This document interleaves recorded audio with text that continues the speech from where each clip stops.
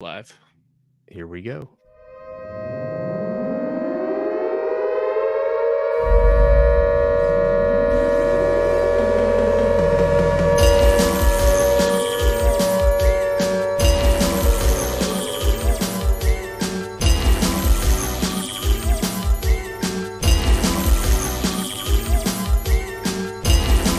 The recognized symbol of excellence in brotherly entertainment.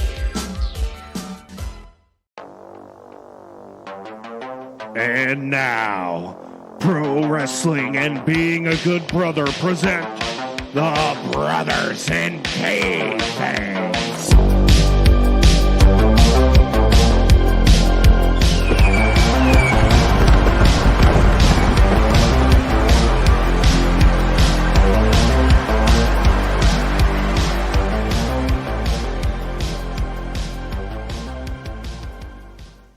Ladies and gentlemen, we are live with a new era of Brothers in Kayfabe.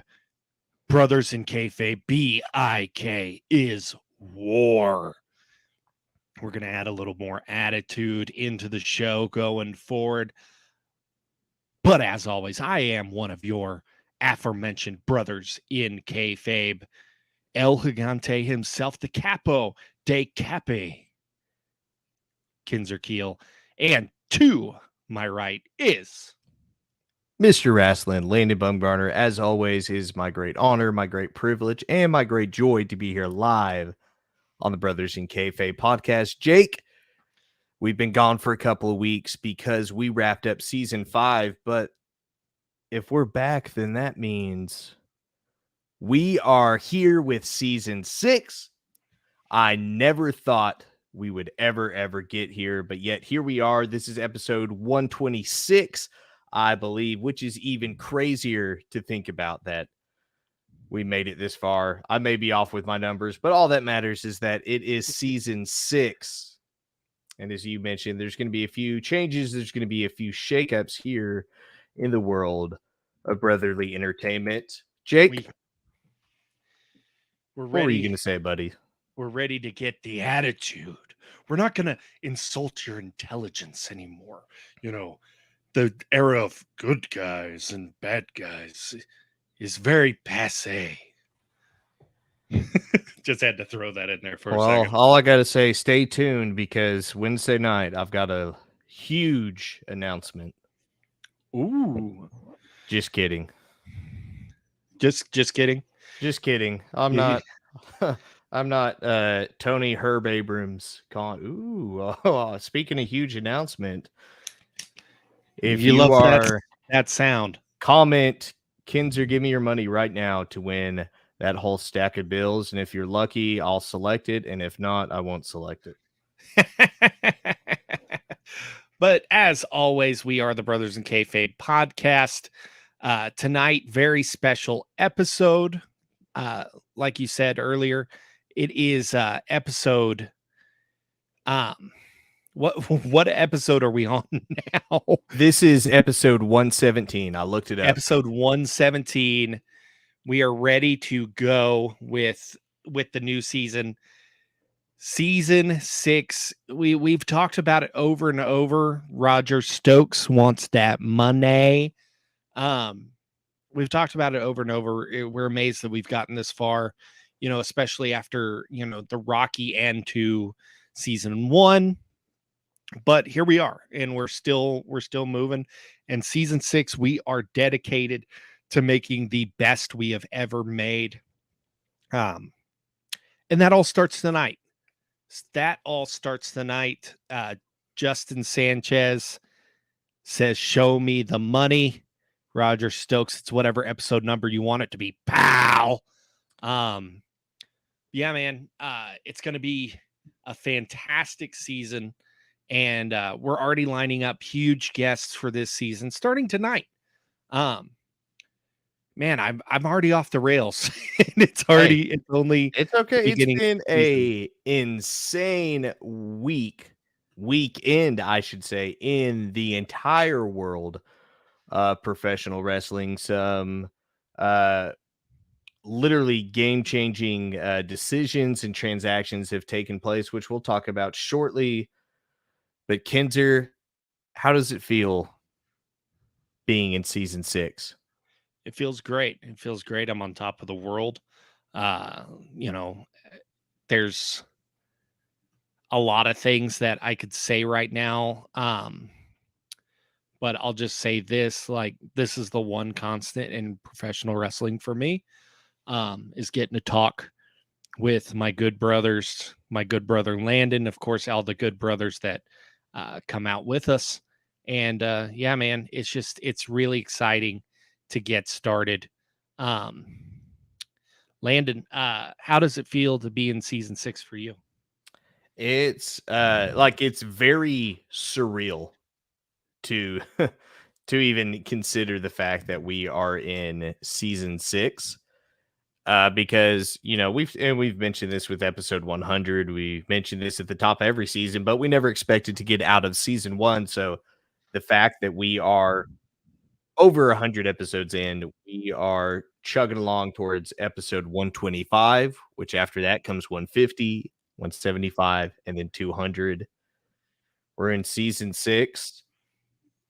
Hey, I agree, because here at the Brothers in Kayfabe, we don't just reach that key demo of the 1 million fans who are still here after 20 years. We're going after the 10 million wrestling fans that have been around for the last 40 years. But all We're that going after them all.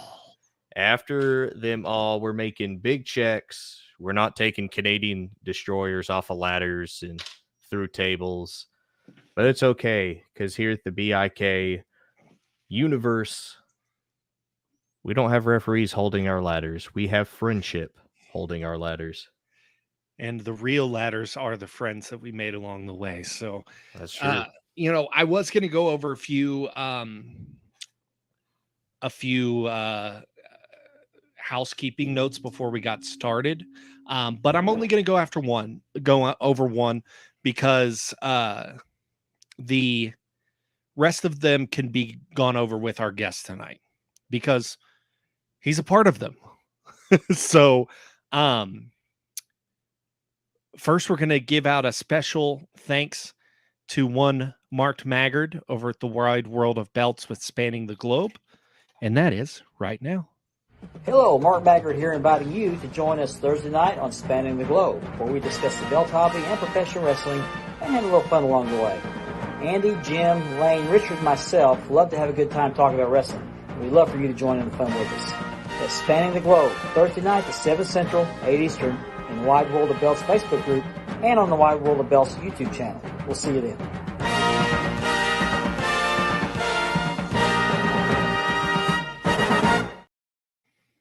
As always, thank you, good brother Mark. And as always, we love our brothers, and there's probably a couple of sisters over there. Oh, there's but our plenty good of brothers at sisters in kayfabe. Spanning the Globe. I mean, you guys can't see it, so I've moved into a new remote hideout. In this closet behind me is my ECW Heavyweight Championship. So, thanks, belt collectors, for hooking me up, especially Mark for taking care of me. And Jake, a little birdie told me Mr. Marvelous Mark Maggard paid you a visit recently and gave you something. Is this true? Yeah, do you want to vamp real quick? I'll go grab it. Absolutely. So here's what we're going to do. I'm going to throw up a hashtag here in just a second. But, if you want free stuff, we're going to give some free stuff away. We've got some, I almost said credit cards. We've got some trading cards that we can give away tonight. But what I really want to give away is, these are exclusive. We have Brotherfest 1 live on home video, beers, brothers, sisters, and good times. It is a fully playable VHS tape. So if you have a VCR, look for the comment scrolling across the bottom of your screen here in a little bit. But also, we've got the Brothers in Kayfabe mixtape volume 1. Now, you might be wondering what this is. This is a specialty, personally curated little video compilation. There's What? matches, there's promos, lots of good stuff. So here in a little bit, look for our little ticker going across the stage, or whatever you call this, across the screen, and look for that hashtag. But you got to have a VCR. I mean, you don't have a VCR to own this, but have a VCR, put one of these bad boys in. I put way too much effort in it for them not to be watched. So yeah. So Jake, welcome back. Yeah, I'm back, and I brought a little friend with me. This is a holy grail for me, and Marvelous Mark was able to make this happen. This is a brand new 10 pounds of gold. Feels heavier than 10 pounds though. I'm going to tell you what, since I got this, I have rarely wanted to take it off my shoulder. So, beautiful, beautiful belt. Love that new leather smell too. Like there's something about the leather on a belt, especially a brand new one. But I noticed that our guest is getting a good pump in while we're waiting. So I don't think we should wait any longer. What do you think, Landon? I don't think we should wait any longer. So I say we bring in one of our most favorite people, one of our most favorite wrestlers, and somebody who is celebrating something very special today. The one, the only, ladies and gentlemen, the mullet daddy, Johnny Kove. Johnny, welcome to season 6. Welcome back to the Brothers in Kayfabe. It's a joy and an honor to be here with you brothers. And while I sip on this wine that I'm, starting to kind of get the flavor for, I'll have a toast to you gentlemen on season 6. I have something Hey. else to toast I'll with toast you to as that. well. I came prepared for you to have a beer. So cracking open a nice There we cold go. Broken Skull American lager. Oh, hell yeah. Let me know how that is. I really wanted to get my hands on one of those, but Oh, it's so just good. haven't. I might bring one up just for you here in the next couple weeks, because we're going to see each other here very soon, aren't we? I would assume so. Up in McAllister, Oklahoma, for NCWO. The last show, me and Mr. Keel here, we got caught up in something that was out of our hands. The management of NCWO thought something was going on, which totally didn't happen. They kicked Keel out the building, and they really threatened a lawsuit against us. But with Keel being a man of good words and intellect, he got us back into good graces with NCWO. So we'll see how this show goes on the 15th. Absolutely. I worked my hardest along with my my lawyer over at Simmons and Simmons to get Yep. this match happening for you. And I'm glad that we got you back. And I promise I'll be good. I'll be good and try I'm my watching best. you. You better be good. I'll be my best. I got my eye on you. But we got you in the United States Championship match versus Jamie Holly, the champion, Luke Richmond, and Jace Osei.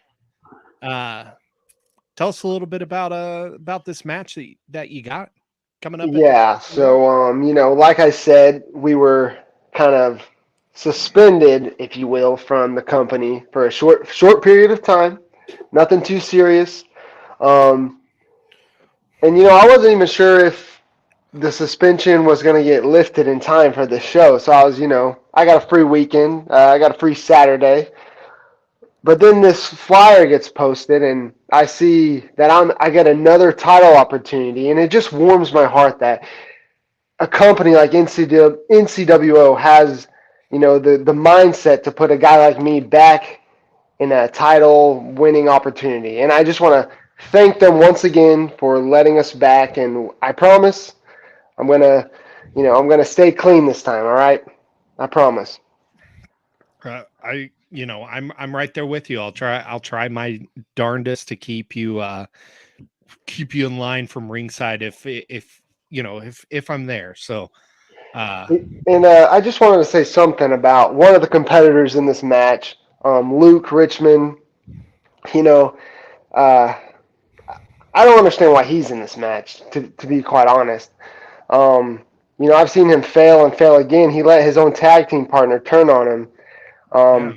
So I'm gonna have to maybe toughen him up in this match, teach him, a little, welcome to the business sort of situation. So we'll see how it goes. Well, I'll still keep it clean though. Don't worry about that. Absolutely. I mean, I don't know why he's in this match either. The last time we saw Luke Richmond, he was losing his tag team titles and couldn't even keep his own partner on his side. So, why does that mean he deserves another title shot? Yeah. But enough about him. Let's talk back about me, what I'm gonna do, and more of my events coming up. So. Yeah, absolutely. You got another event the night before that. So if you're in the Tulsa area, McAllister's not too far from Tulsa. You might as well make it a double stop. Tell us a little bit about Core Professional Wrestling Friday, April 14th. Core's done a great job of really putting themselves in the top tier of Oklahoma promotions with bringing in some good up and coming names out of like places like Texas and the surrounding Oklahoma area. They got a really great group of guys and ladies there, and me being one of them, if not one of the top stars there, I would say. Yeah, I'm going to be throwing in some type of clash. There's like 15 other people in the match. I don't even know. Once again, just getting fed to the wolves, but I always come out on my own 2 feet, fist raised, and I'll take on the world if I have to. You know that. You know that, Keel. Absolutely. I always say this: when you step into a building, you are one of the top wrestlers in that building, no matter where you are. And please, come on now, come on. That's why we call you the best around. You're the best around. You're the mullet daddy. We all wish we could have the mullet hair just like yours. I mean, I'm trying to get mine there, but yours is, it's so flowing and beautiful and lethal at the same time. So yes, all of those things are true. But Core is kind of dumb for some of the things that they've done to you so far. I mean, how are you not their top superstar in the company? Well, we'll see how this goes, and I'm sure they'll come to their senses pretty soon. Absolutely. But enough about that. We're going to sing enough praises for you tonight because it is your birthday. Yeah. It's the Mullet Daddy birthday bash tonight. Another year around. What are you still 21, 22 still? Sure, a man doesn't, gossip and tell. Age, it's out of the question. It doesn't even matter at this point. I'm slowly getting into the prime of my career, not just in professional wrestling, but fitness. My powerlifting days might be on the downside, but my bodybuilding, we might take a run at it, see where it goes. But another year around the sun, I can't complain. My hair's getting longer, I'm getting darker, getting bigger. What more could a guy ask for?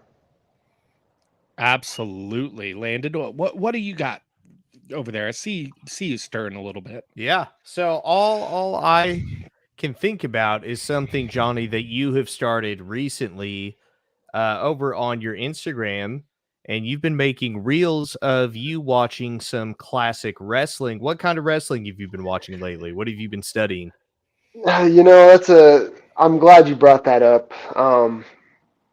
Because like the wrestling that I've been watching as of late that's really grasped my attention has been mainly the mid 80s, 85, Mid Atlantic, NWA Crockett. Been watching some old WWF like in the Boston Gardens, Madison Square Garden, stuff like that. And just seeing how guys back then worked, how they talked, how they just looked, the overall presentation. It's really just, I don't even know how to explain it. It's beautiful. That's one word I can say to explain it. It's just timeless. Go watch Ric Flair versus Magnum TA, Sting, Kerry Von Erich, or go watch Bret Hart, wrestle anyone. And you can't tell me that's some of the best wrestling ever. I agree. There's something, and even just seeing some of the different venues that they run, obviously you've got some big coliseums and arenas, but even just some smaller farmer markets and stuff. And there's just something about the presentation. I mean, like Ric Flair coming out to Easy Lover, like Ric Flair's the only person that could pull that off and come out. And it's like this, this guy's way better looking than me. He's got more money than me. And he sure is a heck of a lot stronger and could beat me if he wanted to. It's just crazy to think about how I feel like that's something we miss in modern wrestling is we have a lot of production value put into presentation, but do you have there's not too many people that you watch and you're like frozen and glued to their entrance, if that makes sense.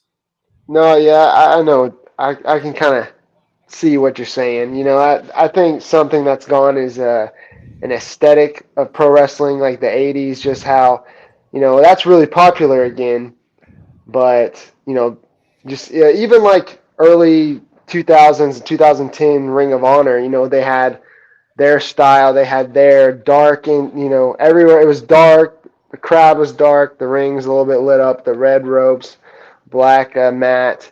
It just had that unique look that everyone's just so used to WWE just being so lit up and colorful. It doesn't have that real grit to it like the '80s had. Absolutely. And then in honor of you and your particular love of 80s wrestling, I just turned on 1983 WCW Starcade.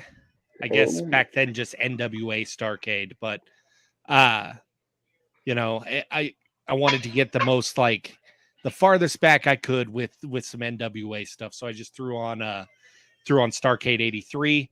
And right now I'm watching the Assassins versus Rufus Jones and Bugsy McGraw. So The Assassins, great tag team. I love the full body suit. You never know who they are. That's what I love about it. It's true. That's the crappy thing about how smart everybody is nowadays is that you couldn't even attempt to do anything like that just because before the characters even show up on TV, somebody's gonna be like, oh, it's so and so from ROH that just got signed, or it's so and so that's coming over from PWS. I gotta know who Uncle Howdy is. Who's this Uncle like, Howdy? It's like I don't care who Uncle Howdy is. I want to see what Uncle Howdy can do first, and then I'll see if he's worth caring about. So I wanted to ask Johnny, did you watch any of WrestleMania this weekend? We are on the eve, the post of WrestleMania. Did you get a chance to watch any of it this weekend? Unfortunately, I did not. I heard nothing but great things and bad things about certain matches or whatnot. But just seeing, it's just something about WrestleMania weekend that just really makes it seem like, wow, wrestling is at the top again.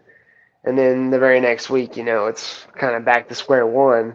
But it is, it's fun to just log on Twitter and see everybody that, the rest of the year might not talk about wrestling, but this specific weekend or day, they're everyone's. It's almost like an American holiday, It's slowly, I think one day it will be a holiday, just like Thanksgiving and whatnot. But no, I did not watch the show. Absolutely. I think that would be, that needs to happen. There needs to be a holiday that is, just the day after WrestleMania.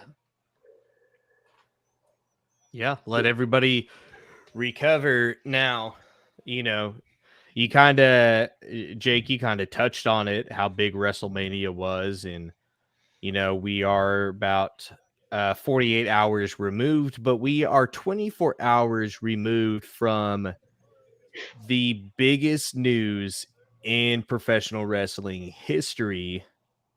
Johnny, did you ever think you would live to see the day that WWE was actually sold and bought by someone other than a McMahon?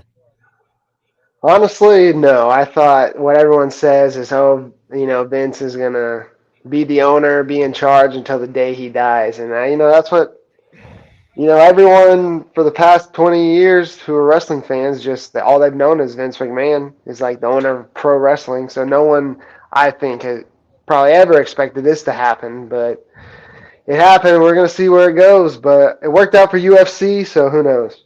Yeah, it's crazy. I was just reading something before we went on air about Vince paid his father about $1 million to purchase all of the WWF. And so it's crazy to think that he went from an initial $1 million investment to now it was sold for $9.3 billion.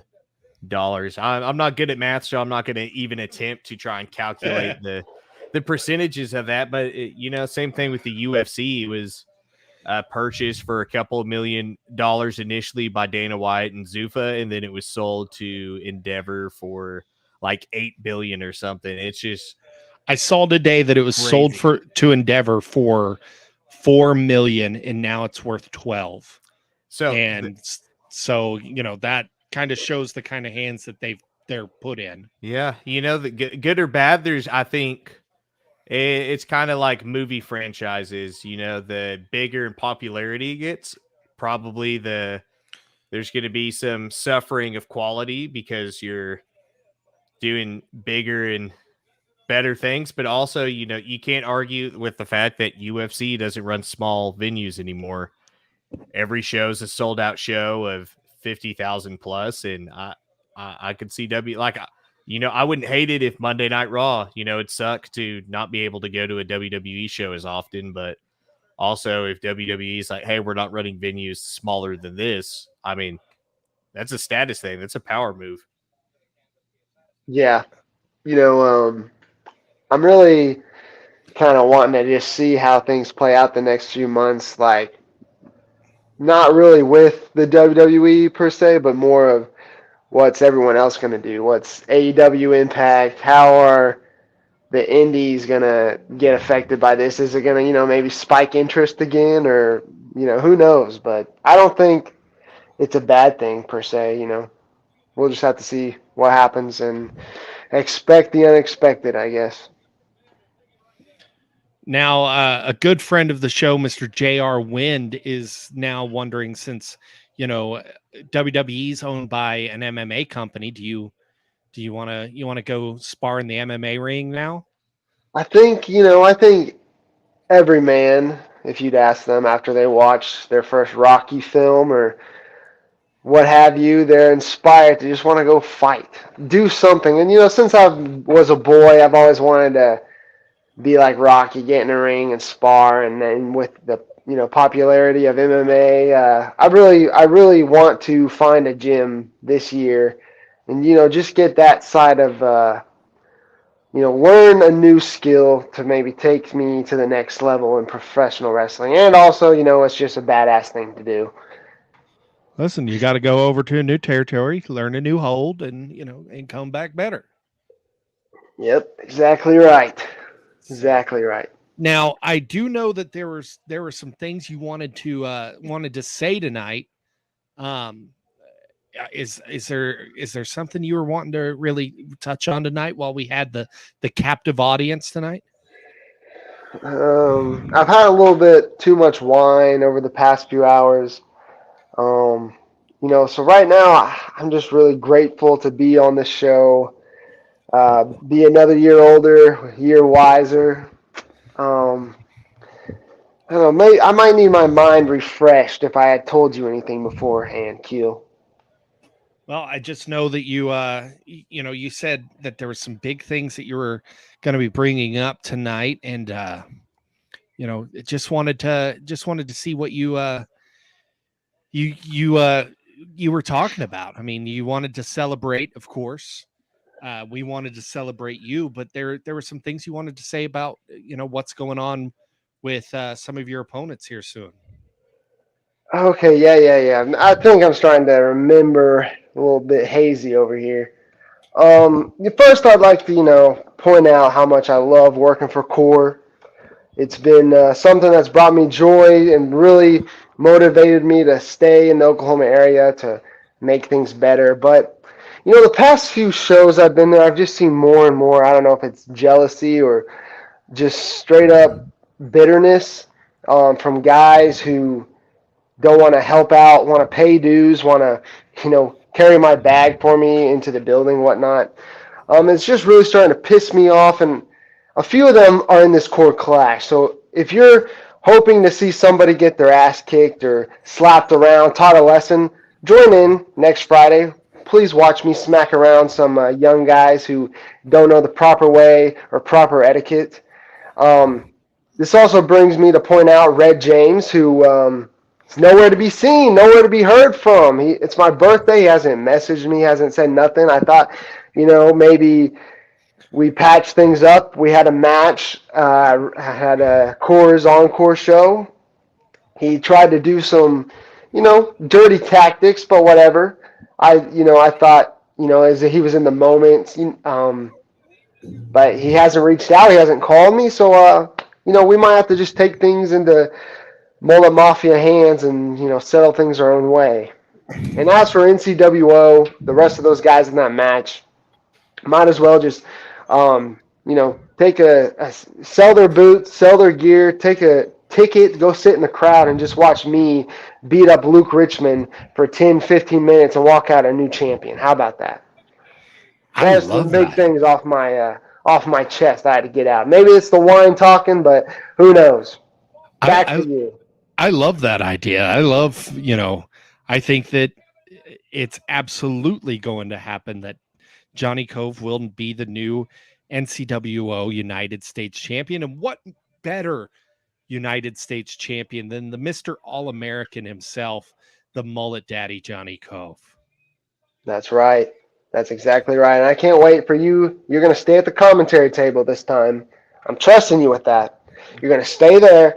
And as soon as I make this historic moment, you are going to make the call of your life. You're going to make this the night of your life on commentary, where people all over the world are going to be saying, this Keel, he's great on that mic, on that commentary table. Look at that match he just called.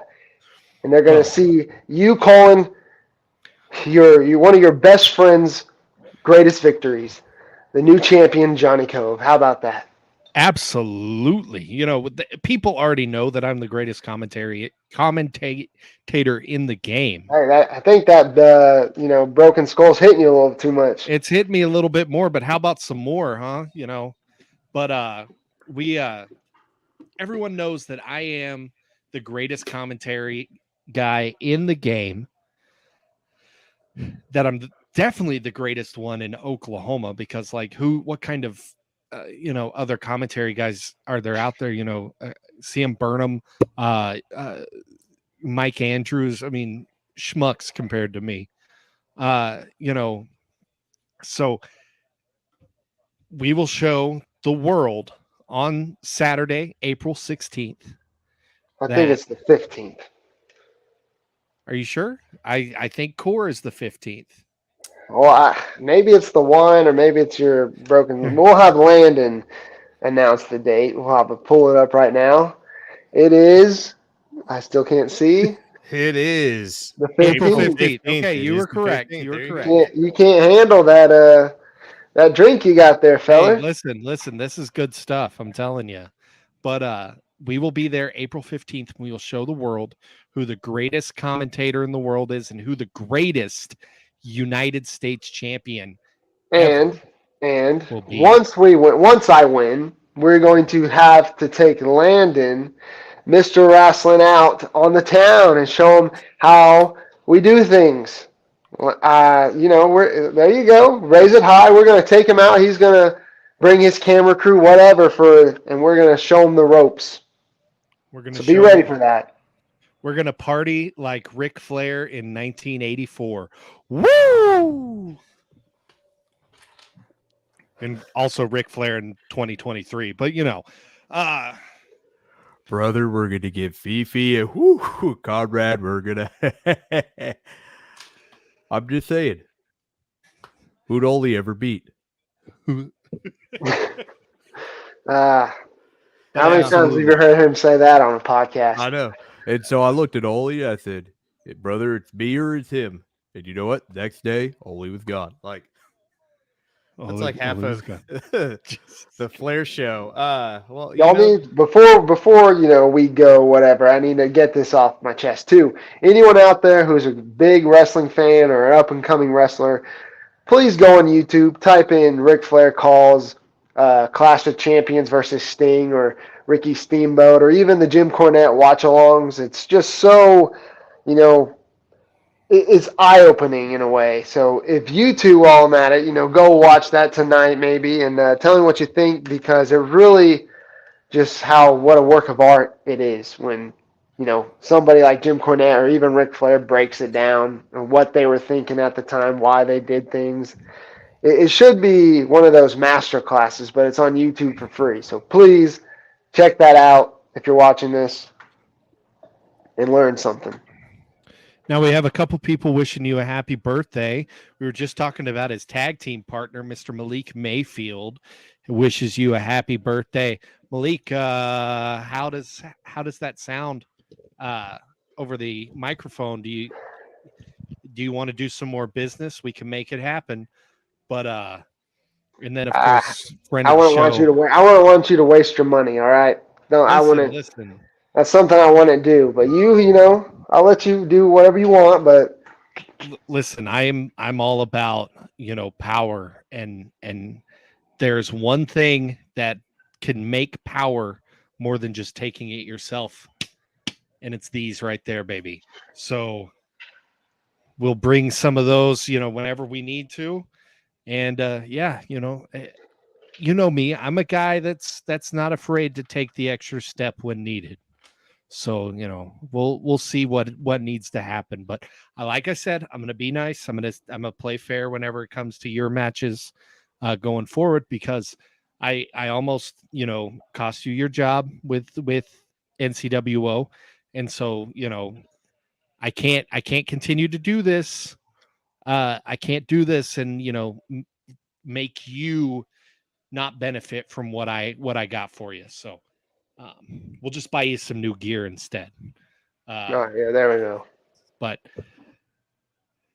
so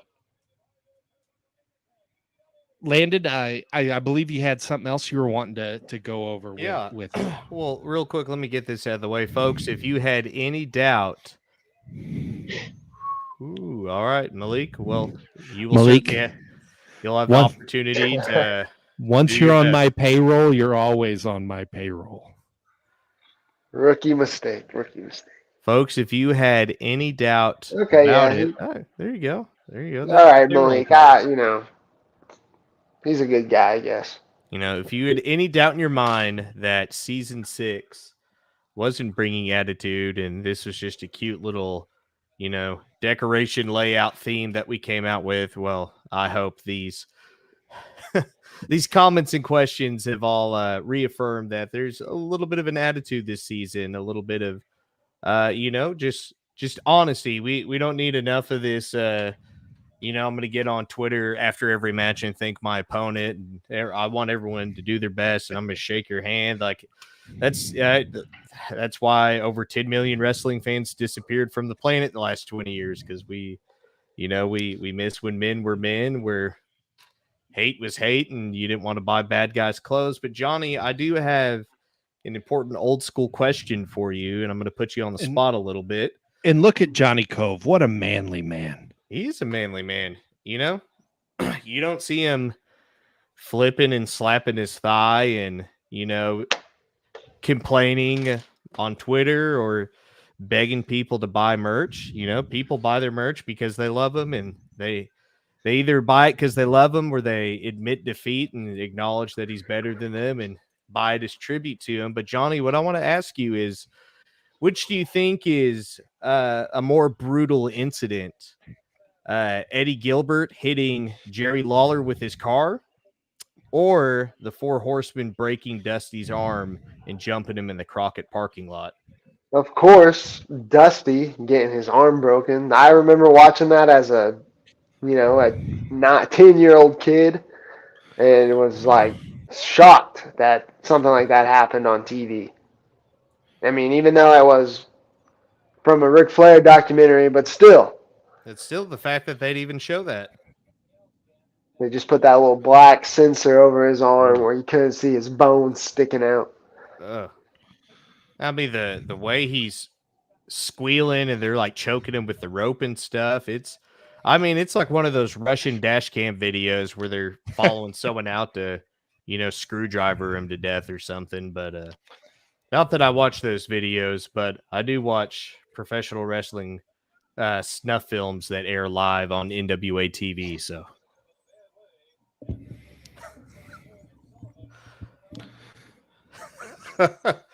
I am. All right, I wasn't gonna say nothing about that, but you might have to send me a link, get me a hard drive. Let me check those out.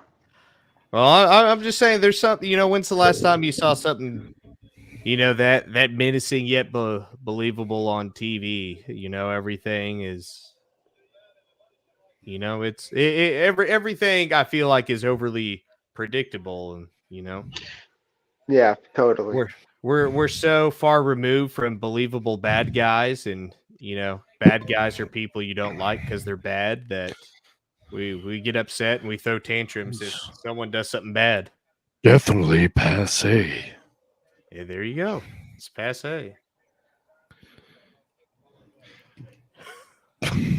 Hey, I'm still on snuff films. Okay, what do you call it whenever there's black censor bars like covering up mangled body parts on a live family wrestling broadcast? a John Moxley match. Well, there we all can't bleed in every match, but John Moxley can, even on the house shows. Listen, just don't ever come at him with a first blood match. That's all I'm saying. There you go. Johnny, speaking of mangled body parts, is anyone ever going to, be able excuse me? Speaking of mangled body parts, what is your goal, going into this match, as far as, what kind of game plan do you look for going into this NCWO match? The getting ready for the core clash versus this 4-way, totally two different approaches.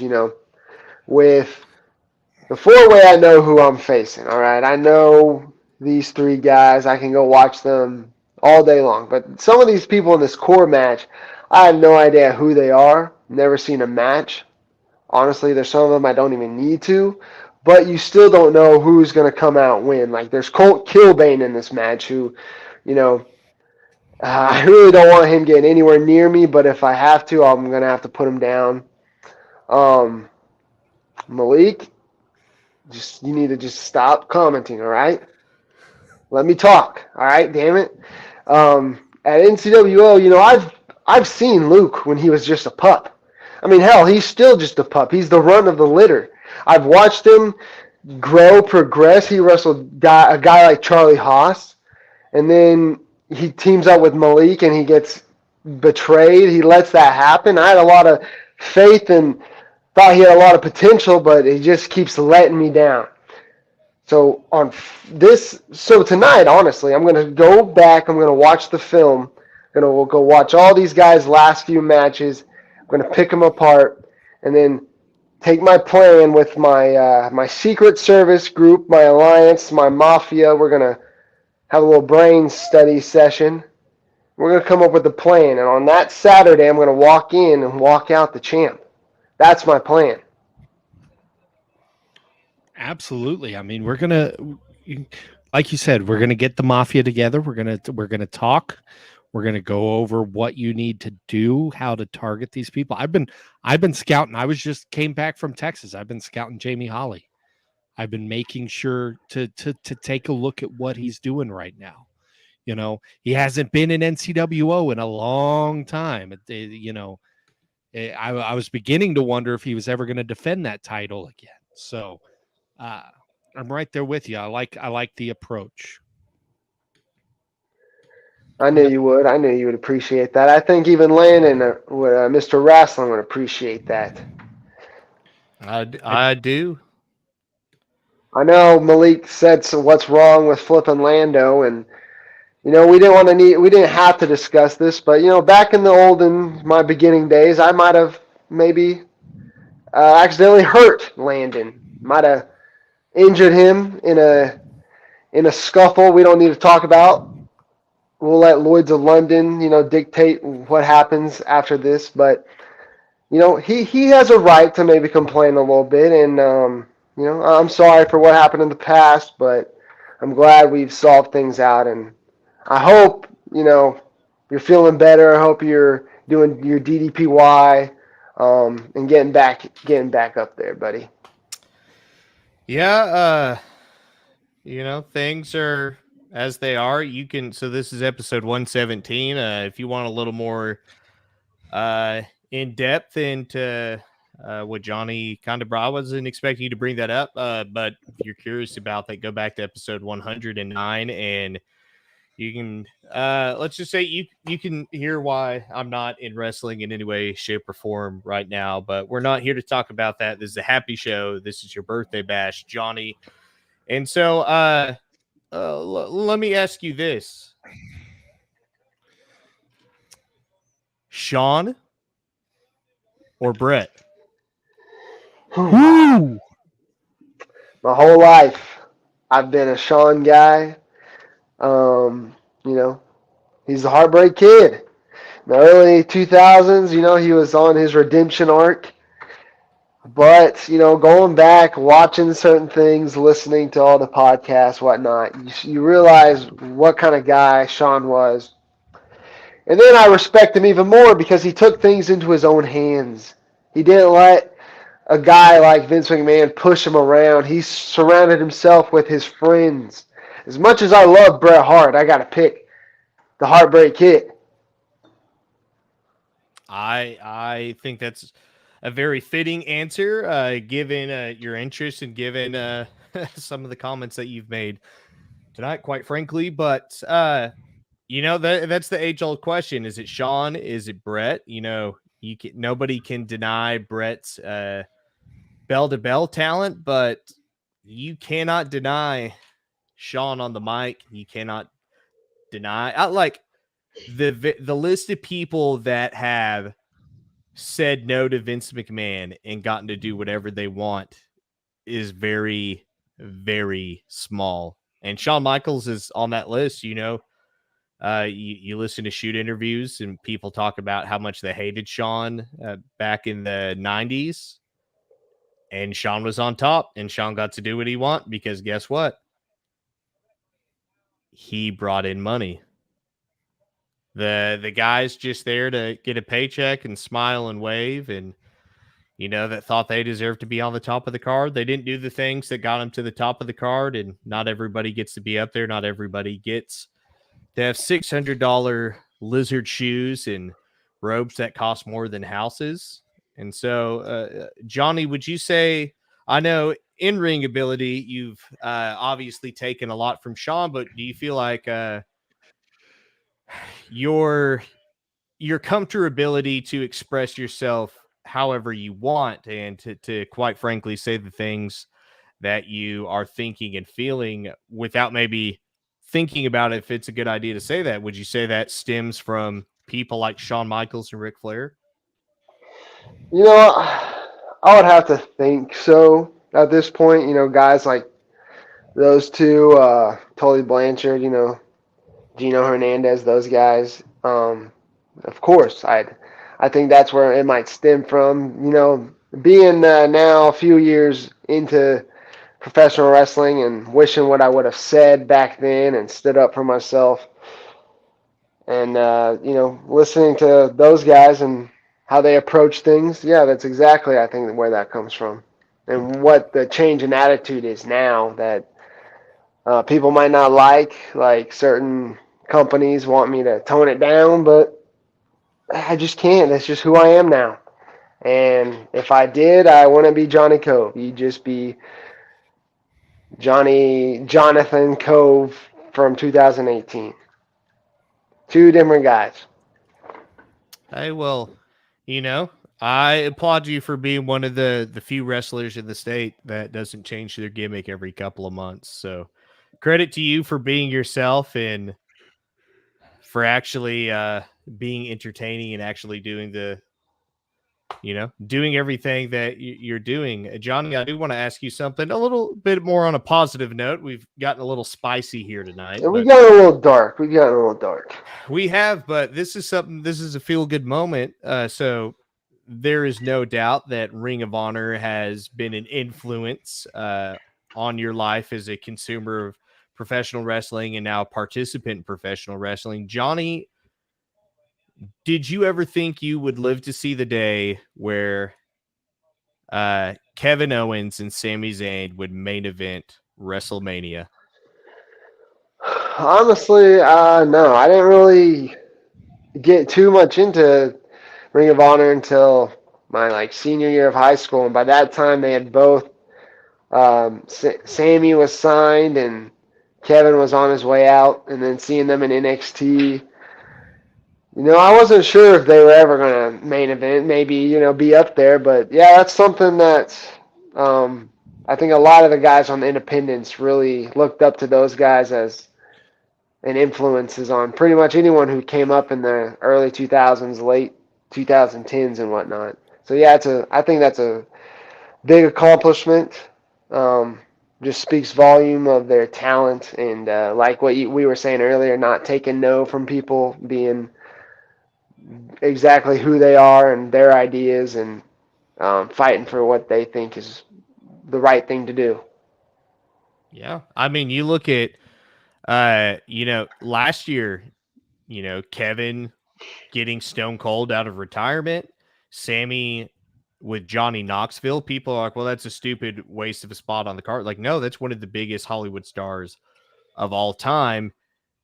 There's a huge crossover of Johnny Knoxville fans and wrestling fans that mix together, and now both of them are main eventing WrestleMania this year. It's crazy. I never, you recognize and think that they're capable of it, but it doesn't matter if you're good enough to do it. It's all comes down to if you get the opportunity to do those things. Mm-hmm. Yep, exactly. Now, we've gone deep with, who your inspirations are as far as, favorite wrestlers growing up and favorite wrestlers from the 80s, a decade that you love so much. I don't know if I've ever actually heard who your favorite current modern day wrestlers are. And I'd be very interested to hear, who you take, who you take inspirations from in the modern age. Yeah, that's something that I haven't really talked about a lot, like who I watch nowadays, because it's hard watching people now and not kind of copying them, and it's easy to see if you are. But yeah, I like to, when I was still coming up, I was watching a lot of Ring of Honor guys like Adam Cole, Bryan Danielson, who's still active. Those two, NJF, of course, somebody who I think would have a lot of same thoughts on wrestling, same agreements as I do. You can just tell he loves the old school stuff, even if he is a piece of shit. And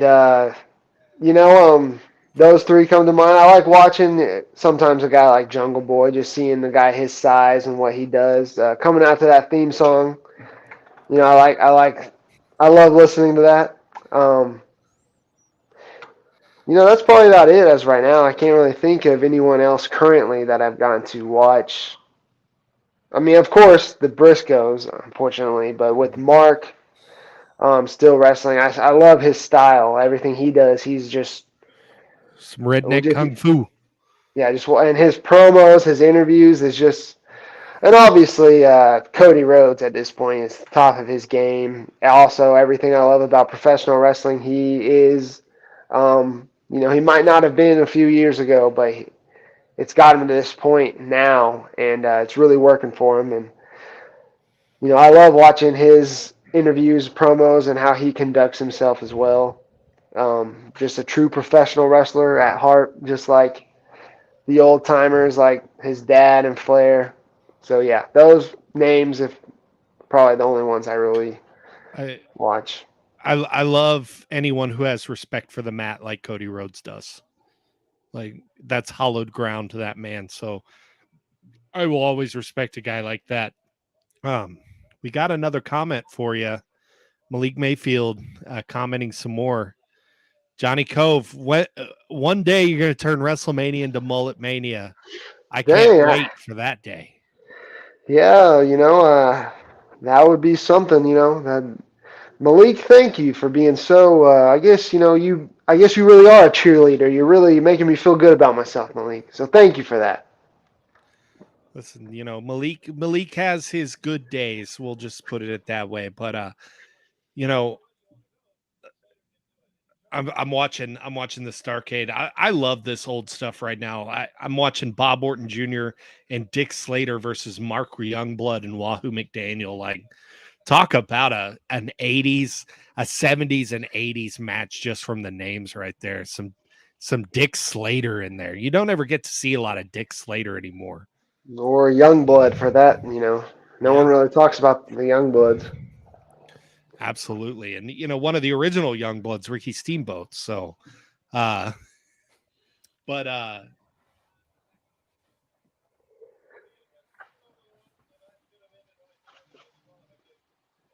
lost my train of thought there.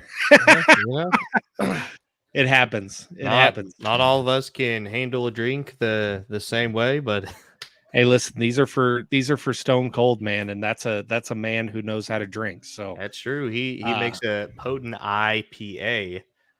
I'm not a big fan of IPAs. What is your opinion on IPAs, Mullet Daddy? I'm still shopping around with IPAs. Haven't really had one that's really connected with me. But yeah, every few months, I'll see one in the store. I might try it, but I haven't really found anything that sticks. I know you're more of a Pilsner and lager type guy, so that's one of the reasons why I choose the American lager, because it's a solid beer. But Johnny, can I ask you a personal question? All right, we'll see. Yeah, let's see how this goes. Are you familiar with the Cornbread Cowboy on TikTok and Instagram? Oh yes, yes. He has all the videos of him walking out of a convenience store saying, Yeah. "Yeah, I love that guy." Do you think there's any possibility we could petition to get a Johnny Kove Cornbread Cowboy crossover at some point? Could we get you guys to? Could we get him out to a wrestling show? Could we get the two of you to share a beer, For preferably sure, warm? yes. Something that I really want to make happen.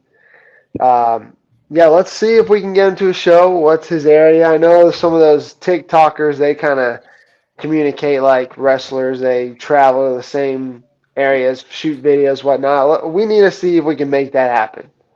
I would love that. Hey, would I love mean, that. do a live show for the Waffle House. Get Johnny Cove and Cornbread Cowboy to take turns putting music on the jukebox. I think it'd be perfect. I think it's a match made in heaven. We all know you're going to get those eggs smothered. Like it's just how it's going to work, Mm. But I got one more, kind of question that I'm surprised I've never asked you. Obviously, besides the great Kinzer Keel, I've been really studying a lot of old managers and everything. If you could be managed by one man from professional wrestling history, manager, who would that be for you? Bobby the Brain Heenan. There, Of course. man. Mount You Rushmore know, guy. I would have said J.J. Dillon, but you know, I just think I would. Bobby Heenan is just somebody that I. Uh-oh. We All got right, we're back. there you go, All Malik. right, yeah. What are you Like I doing? was saying, had to take my pills. There you go. Hey, as Yeah, long like as I your was pill saying, bottle's happy. it was a toss up between the two, but I just blurted out Bobby Heenan, so that's who I'm going to go with. Okay. The reason I asked you that is I've been studying a lot of Gary Hart lately, and it's just been really, it's been really on my mind.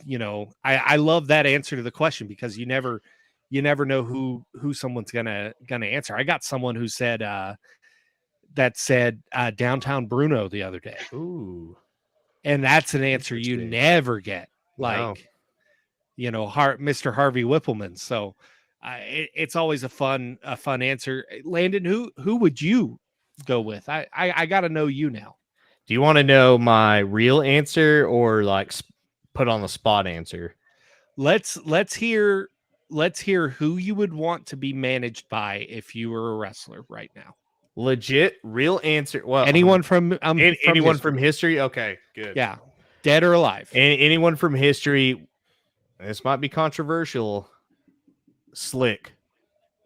That's a good answer. If nothing else, for me to get to come out to his theme music with him, and I'd show him this white boy's got a little bit of style too, and to hear Jesse Ventura go the slickster. The slickster. Honestly, I think me and Slick would have a lot of fun.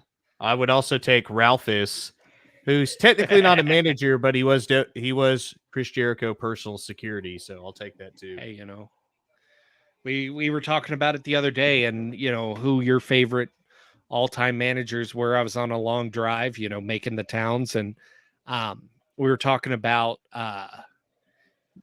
people from the modern day, and I gotta say, like right now, there's really only two answers that you could give, and it's obviously Paul Heyman, who's one of the greatest managers of all time.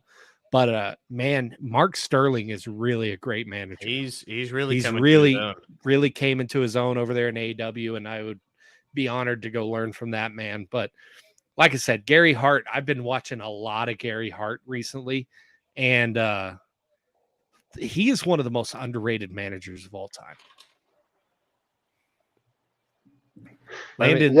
Landon's face just got lit up. Yeah, yeah. Keep talking about Gary Hart, and I'm going to pull up my favorite Hart. Oh, please don't pull up that Hart, that wrestler guy. Don't worry about it. Don't worry about it, Johnny. What were you going to say, Johnny? Oh, Joey Janela wrestled some Hart like a few years ago or something. It's on High Spots. Really entertaining, but yeah, not that Hart. He's not a real Hart. Did he like kitties? I don't think it was that. I don't think he liked different that. Hart. Okay, different Hart. Okay. We got a question from the comments, and this is from Mr. J.R. Wind. What do you think about that question there, Johnny? Can Johnny Kove beat Coco? That Kove versus Coco sounds like a headlining match. All right, I'm going to answer this. This will be my last question of the night. I got to go, do some more daddy things on my birthday in the night with a good celebration. But I'm going to answer that with this. Wow.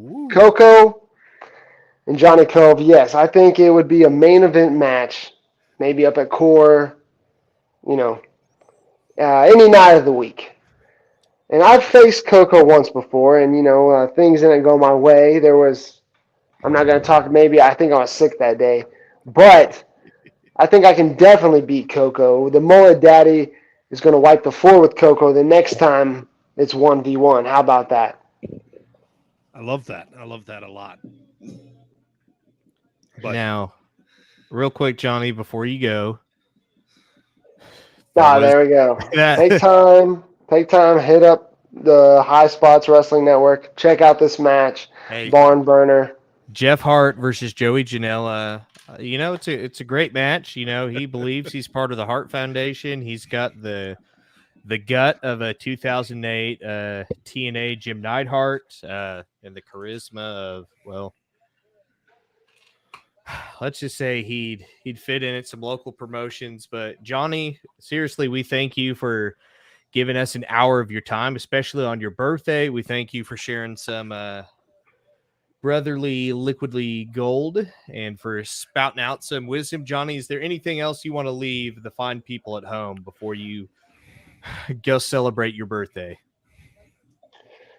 Just stay clanging and banging, and let's all get jacked, baby. And that's all. I mean, Night. I don't know how else better to sign you off, Johnny. So Johnny, thank you again. Jake, let's give him a round of applause. He deserves it. Cheers. A round of Kove. There you go. Thank you, Johnny. Thank y'all. All right. Well, wow, Jake, I can't believe that's our first guest to share their birthday with us live on stream. That was really cool having someone on their birthday. It was. I got to be honest. We made the decision to just be a little spicier in this new season, be a little more straightforward with our thoughts and our answers. And I didn't expect things to take as spicy of a turn, but you got Johnny Kove and his liquid encouragement helping fuel thoughts. And so as always, I'm not part of the payroll. I'm not part of the Mullet Mafia. I'm just simply here to keep this show on the rails, even though I bring up, stuff films and professional wrestling, but that's besides the point. But, man, nobody can call us out on how we kicked off season 6. Absolutely. This was a hell of a way to bring on season 6. And Johnny Kove is always a great guest. And so I loved having him on. Next week, we'll talk a little bit more about what's going on with modern wrestling, specifically modern WWE and possibly some of the big things that are going to happen tomorrow night on AEW. Because what a surprise. Tony's Landon, got a huge announcement.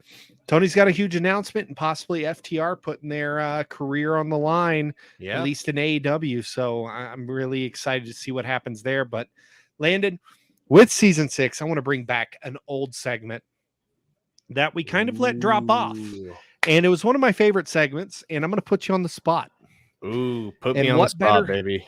Mr. Wrestling is a good person to put on the spot. So, because he usually can take the heat. So, Mr. Wrestling, Landon Baumgartner, who is your wrestler of the week? Oh, okay. This isn't the question I thought you were going with, but this is a question I like. And so the answer I'm going to go with is very controversial, but Bubba Ray Dudley / Bully Ray Dudley. Wow. That was and why is he your wrestler of the week? Part of it especially is because, coming off of WrestleMania. Yeah, well, part of it is because I'm watching ECW Hardcore TV right now, but also, he and I know he made some very controversial comments about Jon Moxley, and let's leave those to the past. We don't need to rehash that, but people cannot deny that he became somebody who everyone just assumed he would be a tag team wrestler, nothing else. They tried splitting up the Dudleys in the early 2000s. You got Bubba Ray doing nothing of value, and you got Brother Devon doing his little holy gimmick, Reverend Devon doing his thing, and it was entertaining, but neither one of them were going to be winning singles titles ever. Right. But then in TNA, you have Bully Ray getting the absolute best shape of his career. He gets shredded. He's in a main event storyline with Hulk Hogan. He does without a doubt the greatest storyline in TNA/Impact history with Aces and Eights. And here we are in 2023, and he's still doing stuff in Impact. He's doing stuff in GCW. He's doing stuff in Ring of Honor. It's crazy the longevity and the star power that he has ended up having. When, if you would have asked me pre-2011, I would have said, no, he's a tag team wrestler and nothing more. So that's why I love Bubba the Ray, answer. Bully Ray is my wrestler of the week. So, Jake, who's your wrestler of the week? So I'm going to have to give it to technically three people. I'm going to have to give it to technically three people. There is a tag team of the week for me, and there is a wrestler of the week for me. And I'm going to give an honorary one after you go. go ahead and give your honorary one. All right, my honorary is Snoop Dogg for saving that segment of WrestleMania where Shane comes by. I 100% agree. You know, Shane comes back after a 15-month hiatus. You know, I popped. I wasn't expecting Shane O'Mac to come back. No, absolutely. There's nothing more iconic than Vince tearing both of his quads at the Rumble, but never on such a big stage has such a blunder happened as much as Shane O'Mac tearing his quad like 30 seconds into his return match. So, you know, Snoop Dogg for throwing a great right hand that's better than half of the modern roster. And just calling it in the ring. I mean, you know, not a lot of workers can call it in the ring, but Snoop Doggy Dogg can. Yeah. The Dog Father can there do you go. it. But so now back to you, Jake. You said you have a tag team as well as an individual. So all of mine are coming from WrestleMania 39. All of them are coming from night one. Number one tag team, Kevin Owens and Sami Zayn. What a feel-good story here. They're both, you know, main event WrestleMania. Kevin Owens main events WrestleMania 2 years in a row. Right. Who would have ever thought? Not me.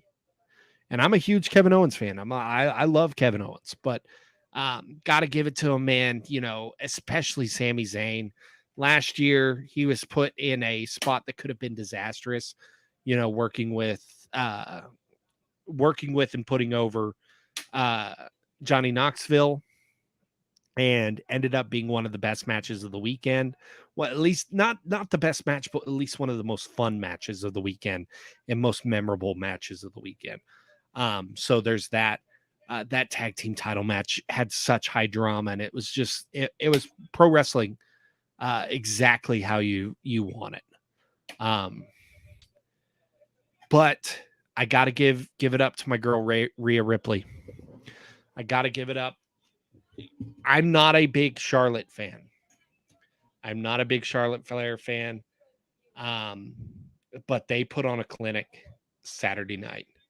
It was one of the best women's matches I've seen in a long time. And I'm proud of Rhea Ripley for pulling that off. It's a great match. It's really great. It was probably tied for the best match of the night with the tag team title match. And, you know, I really, really, really enjoyed it. So I'm very, very, very happy with that women's match. And I was kind of on the boat of the opponents should have been flipped, where it was Bianca versus Rhea and Asuka versus Charlotte. But Rhea and Charlotte are apparently perfect dancing partners. They did a great match. Yeah, and blew their previous match out of the water. Absolutely blew their previous match out of the water. And I love the story that ended up being told. Yeah. And I mentioned this to you, Jake, that it felt like a real changing of the guard, like a clear, definitive win, and not this is just, they're going to do this real quick, but I'm sure Charlotte will get the women's title back at Backlash or something. No. It was like, oh no, she was hanging in there, but then she just got owned at the end, and there's no denying that. It truly felt like we're about to see the reign of terror of Rhea, which, I mean, you know, you have to use that considering she is a heel, but yeah. I got to give it up to her. I want to give it up to a couple more people real quick. Dom Mysterio we all know that I am not a Dom Mysterio guy, but his recent work, him being ex-con Dom, man, it's turned the table for that guy. Yeah. He went from a guy that He I was like, needed it. man, they need to get rid of, to, hey, he is one of their MVPs right now.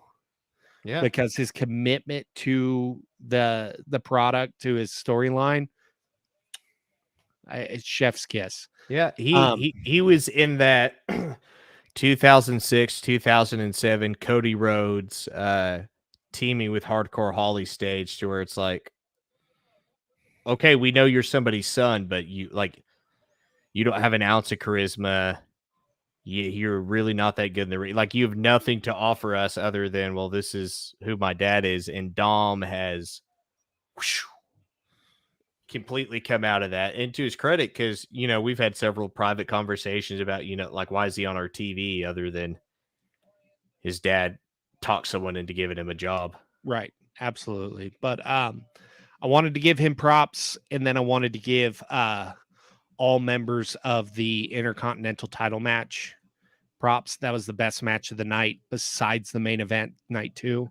Which it's been confirmed that Abyss was the one who was producing that match. So, which is the perfect person. Way to go, Abyss. To produce a one-on-one big man match. I mean, it's old-fashioned beef slamming, big meaty men slapping meat. I mean, I read a stat that I want to say there was 72 chops in that match. Sounds about right. I do know that Drew took 40 chops.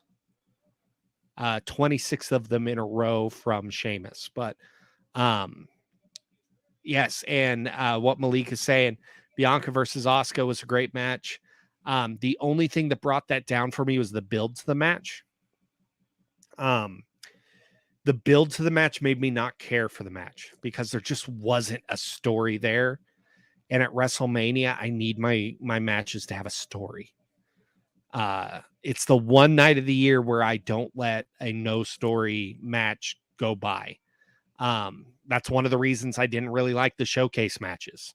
The men's match was great night 1, but it got a peg down because there's not, why do I care about this match? And besides Asuka, going after the title, what was I supposed to care about it? I love Bianca Belair, though. Bianca Belair had a great story, has a great story, and I love her as a role model. She's great. But gosh, I the last person I expected to retain his title this weekend was Gunther. Yeah. I really thought they were going to put it on Sheamus so he can complete, the holy trinity, whatever you want to call it, of title belts. But man, just shows that those 3 dudes can deliver. Those 3 dudes can deliver, and I loved it. Yeah, Malik, I mean, really the biggest story there, a lot of them had the story. I mean, Rey Mysterio and Dom Mysterio, Damage Control versus Trish, Lita, and Becky, Seth versus Logan, Theory versus John Cena. They all had story there. Even the 3-way had story there. But yeah, definitely the biggest story there was Sammy and KO versus the Usos, because that's been, a year-long storyline going on now. Yeah. So I'm so happy for them. But Landon, do you have any last thoughts before we really go in depth next week? I've got nothing. I think we'll touch on it. I'm excited to see if any more news comes out about Endeavor and how this week of TV goes, and yeah, we've said this, I don't know how many times. I had this conversation with Triple J, Jimmy Jackson via Ouija board earlier today that since 2020, wrestling has never been the same. And it's constantly like, it's an upward trend of never say never is continually coming true. You can you can go back a little bit to like 2018 with All In and the birth of AEW, that who would have thought there would ever be wrestling on syndicated cable again outside of WWE and another company. But the fact that, you know, who would think Stone Cold would come out of retirement? Who would think Cody Rhodes would ever, you know, be Right. worth anything? Who would ever think that the WWE would ever be sold? And so I'm excited to see what happens in season 6 and what unfolds, because with how historic season 5 is, and go back and listen to the best of season 5, part 1 and part 2, to get some glimpses on the absolute insanity that was 2022 and 23 in professional wrestling. Absolutely, 100%. That being said, this is the Brothers in Kayfabe podcast. Go to NCWO Up in Glory to New Heights, April 15th in McAllister, Oklahoma at the JS Type Recreation Center. Doors open at 5 p.m. for VIPs, 5:45 for GA. There are GA tickets available, $10 at the door. There are no VIP tickets left. There's going to be a great card of wrestling action, all called by yours truly, Kinzer Keel. And go see Johnny Kove, core professional wrestling the night before in Hill Springs Church in Sand Springs, Oklahoma. Doors open at 7 o'clock. General admission, $10. Ringside, $15. There in Sand Springs, Oklahoma. Land it. It's been a great night. It's been a great cap off to season 6, getting this thing started. And we all know that season 6 is just going to be too sweet for life. Thank you, guys. Bye.